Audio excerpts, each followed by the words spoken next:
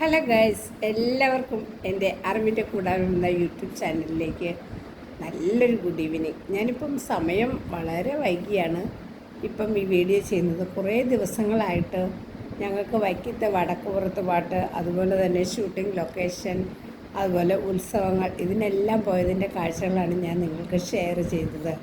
എന്നാൽ ഇന്നു മുതൽ ഞാൻ നിങ്ങൾക്ക് വേണ്ടി ഓരോരോ അറിവിൻ്റെ കൂടാരങ്ങൾ, അതായത് അറിവിൻ്റെ നുറുങ്ങുകൾ തന്നെ നിങ്ങൾക്ക് ഞാൻ ഷെയർ ചെയ്യുന്നുണ്ട്. അതുപോലെ തന്നെ നല്ല നല്ല റെസിപ്പികൾ. ഇപ്പം മാമ്പഴക്കാലമാണല്ലോ, ഇഷ്ടംപോലെ മാമ്പഴവും ചക്കപ്പഴവും എല്ലാം ഉണ്ട്.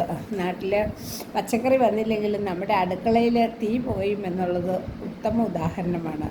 എല്ലാ വീടുകളിലും തന്നെ നല്ല ചക്കക്കുരു, ചീര, മാങ്ങ, പച്ചക്കറി എല്ലാം നമ്മുടെ വീട്ടുമുറ്റത്ത് തന്നെ ഉണ്ടായിട്ടുണ്ടാവും എന്ന് ഞാൻ വിശ്വസിക്കുന്നു. പിന്നെ എല്ലാവരോടും ഞാനൊരു അപേക്ഷ പറയുകയാണ്. എനിക്ക് ഇപ്പം കുറച്ച് സബ്സ്ക്രൈബറും കൂടി ആയെങ്കിൽ മാത്രമേ എൻ്റെ യൂട്യൂബ് നല്ല ഓപ്പണിംഗ് ആവുള്ളൂ. അതുകൊണ്ട് എല്ലാവരും കാണുന്നുണ്ട്, എനിക്കെന്നറിയാം. 385 പേരിലധികം വ്യൂവേഴ്സ് ഉണ്ട്. പക്ഷെ ആരും സബ്സ്ക്രൈബ് ചെയ്യുന്നില്ല. ദയവായി എന്നോട് ഇത്തിരിയെങ്കിലും ഇതുണ്ടെങ്കിൽ ഒന്ന് സബ്സ്ക്രൈബ് ചെയ്യണം. അതെൻ്റെ ഒരു അപേക്ഷയാണ്, എൻ്റെ ഒരു ആഗ്രഹമാണ് 1000 സബ്സ്ക്രൈബർ ആക്കണമെന്ന്. പക്ഷേ എനിക്ക് സ്റ്റിക്ക് വാങ്ങിച്ച് ചെയ്യാനോ, അല്ലെങ്കിൽ എൻ്റെ മക്കളെ രണ്ടുപേരും ജോലിക്കാരായതുകൊണ്ട് തന്നെ അവരെ ഒന്നും എനിക്കിതിന് കിട്ടില്ല. പിന്നെ കുഞ്ഞുമക്കളുള്ളതുകൊണ്ട് പെണ്ണുങ്ങൾക്കാണെങ്കിൽ സമയമില്ല. ആയതിനാൽ ഞാൻ ഒറ്റയ്ക്കാണ് ഇങ്ങനെ വീഡിയോ ചെയ്യുന്നത്. നിങ്ങൾക്ക് എല്ലാവർക്കും എൻ്റെ വീഡിയോ ഇഷ്ടമായെങ്കിൽ നിങ്ങൾ തീർച്ചയായിട്ടും ലൈക്ക്, കമൻറ്റ്, സബ്സ്ക്രൈബ് ചെയ്യുമെന്ന് ഞാൻ വിശ്വസിക്കുന്നു. ഓക്കെ. പിന്നെ എനിക്ക് ഇന്നത്തെ കാര്യം പ്രധാനമായിട്ടും പറയാനുള്ളത്, നമ്മുടെ സിനിമാ മേഖലയിൽ ഇത്രയും നല്ല സിനിമകളൊക്കെ നമുക്ക് സമ്മാനിച്ച നമ്മുടെ ലാലേട്ടനെ നമുക്ക് ഒരിക്കലും മറക്കാൻ പറ്റില്ല. കാരണം ഞാൻ ഇന്നലെയാണ് തുടരും എന്ന സിനിമ കണ്ടത്. സത്യത്തിൽ എനിക്ക് ലാലേട്ടൻ്റെ ആ അഭിനയ കഴിവിനെയാണ് ഞാൻ അതിൽ മനസ്സിലാക്കിയത്. കാരണം എത്രയോ കഴിവുള്ള, എത്രയോ സിനിമകൾ അഭിനയിച്ചിട്ടുള്ള, 1500, 2000 സിനിമകൾ അഭിനയിച്ചിട്ടുള്ള ആ നല്ലൊരു നടൻ തൻ്റെ കഴിവുകളെയും തൻ്റെ അറിവിനെയും എല്ലാം പരിമിതപ്പെടുത്തിക്കൊണ്ട് ആ സിനിമ തുടങ്ങുമ്പോഴുള്ള അഭിനയം, ആ അഭിനയം നമുക്ക് കണ്ടാൽ തോന്നും ഈ മനുഷ്യൻ ഇത്രയ്ക്ക് ക്ഷമയുള്ള മനുഷ്യനാണോ എന്ന് തോന്നിപ്പോകും. കാരണം വെറുതെ പട്ടിയെ തല്ലിയാൽ കിറിയും കാണാമെന്ന് പറഞ്ഞതുപോലെ അദ്ദേഹത്തിൻ്റെ മകനെയും മകളെയും എല്ലാവരെയും ഉപദ്രവിക്കുന്നു. അതുപോലെ തന്നെ ഒരു വണ്ടി ഓടിച്ചു കഴിയുന്ന പാവം ഡ്രൈവറായ അദ്ദേഹത്തെ ഏത് വിധേനയും പോലീസുകാരുടെ ഭാഗത്തു നിന്നുള്ള ദ്രോഹം അല്ലേ, അതിനെല്ലാം കാരണമായത് തൻ്റെ സ്വന്തം മക്കൾ മുഖാന്തരമാണ്. അപ്പോൾ നമുക്ക് മക്കൾ നല്ലതാണെങ്കിൽ മാത്രമേ ഏതൊരച്ഛനമ്മയ്ക്കും നിലനിൽപ്പുള്ളൂ. അപ്പോൾ നമ്മുടെ കുട്ടികൾ നമ്മൾക്ക് വേണ്ടി കൂടി നല്ല കാര്യങ്ങൾ ചെയ്യണമെന്നാണ് ഈ കഥയിൽ നിന്നും മനസ്സിലാക്കേണ്ടത്. അപ്പം ആ മോൻ കാരണമാണ് ആ അച്ഛൻ ഒരുപാട് വേദനകൾ സഹിക്കേണ്ടി വന്നു, അമ്മയ്ക്ക് ഒരുപാട് വേദനകൾ സഹിക്കേണ്ടി വന്നു. ഇന്നത്തെ ഈ ഫാസ്റ്റ് യുഗത്തിൽ കാണേണ്ട ഒരു സിനിമയായിട്ടാണ് എനിക്ക് തോന്നിയത്. അതുപോലെ തന്നെ അച്ഛൻ ആ കാർ ഓടിച്ച് കഷ്ടപ്പെട്ട് ആ കുഞ്ഞുങ്ങളെ വളർത്തി വീട്ടിൽ വരുമ്പോഴുള്ള ആ സന്തോഷവും ആ സമാധാനവും ആ അന്തരീക്ഷവും എല്ലാം കണ്ടപ്പോഴേ എനിക്ക് ഒരു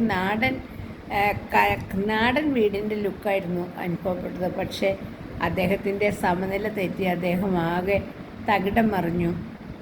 അങ്ങനെ അവരോടെല്ലാവരും പകരം വീട്ടുന്ന ആ ഒരു സീനിൽ നമ്മുടെ ലാലേട്ടൻ്റെ വരവ് കണ്ടപ്പോൾ സത്യത്തിൽ ലാലേട്ടനോട് വല്ലാത്തൊരു ബഹുമാനം തന്നെ എനിക്ക് തോന്നിയത്. കാരണം അത്രയും നേരം വരെ അടക്കി പിടിച്ച് അഭിനയിച്ച് ആ ക്ഷമയുടെ നെല്ലിപ്പലകയിലെത്തിയതിന് ശേഷമാണ് അദ്ദേഹം എത്രയോ പ്രാവശ്യം ആ ഒരു പോലീസുകാരനോട് കെഞ്ചി പറയുന്ന ഒരു രംഗമുണ്ട്.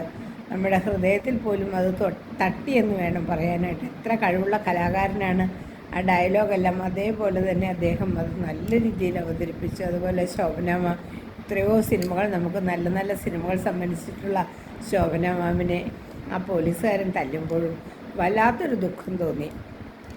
കാരണം അവരുടെ പ്രായത്തെ ബഹുമാനിച്ചിട്ടും അങ്ങനെ ഒരു സീൻ ആ സിനിമയിൽ വേണ്ടായിരുന്നു എന്ന് വരെ എനിക്ക് തോന്നിപ്പോയി. കാരണം ഒരു നിമിഷം എനിക്കിഷ്ടമല്ല, ശോഭനാമാമിനെ ആരും ഒന്ന് വടിയെടുത്ത് തല്ലുന്നത് പോലും കാണാൻ എനിക്കിഷ്ടമില്ലാത്തൊരവസ്ഥയായിരുന്നു.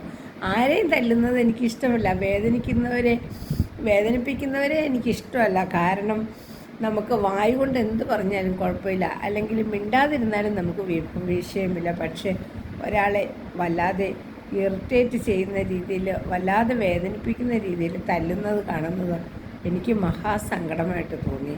അപ്പോൾ എല്ലാവരും പോയിട്ട് സിനിമ കാണണം. തുടരുമെന്ന സിനിമയുടെ ലൊക്കേഷൻ വയനാടായിരുന്നു, അതുപോലെ തൊടുപുഴയിലുമായിരുന്നു. നിങ്ങളെല്ലാവരും പോയി കാണണം. അതുപോലെ എൻ്റെ യൂട്യൂബ് ചാനൽ ലൈക്ക് ചെയ്യണം, കമൻറ്റ് ചെയ്യണം, സബ്സ്ക്രൈബ് ചെയ്യണം. ഓക്കെ കൂട്ടുകാരെ, ഞാൻ ഷൂട്ടിംഗ് വേളകളിലെല്ലാം പോകുന്നയാളാണ്.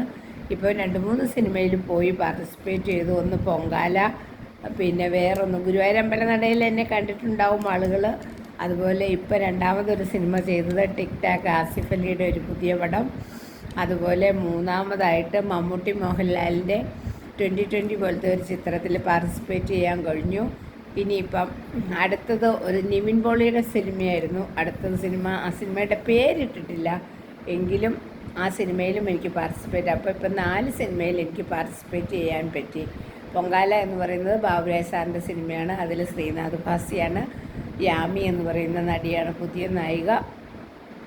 ഇതെല്ലാമാണ് എൻ്റെ പുതിയ വിശേഷങ്ങൾ. ഓക്കെ കൂട്ടുകാരെ, ബൈ, ഗുഡ് നൈറ്റ്.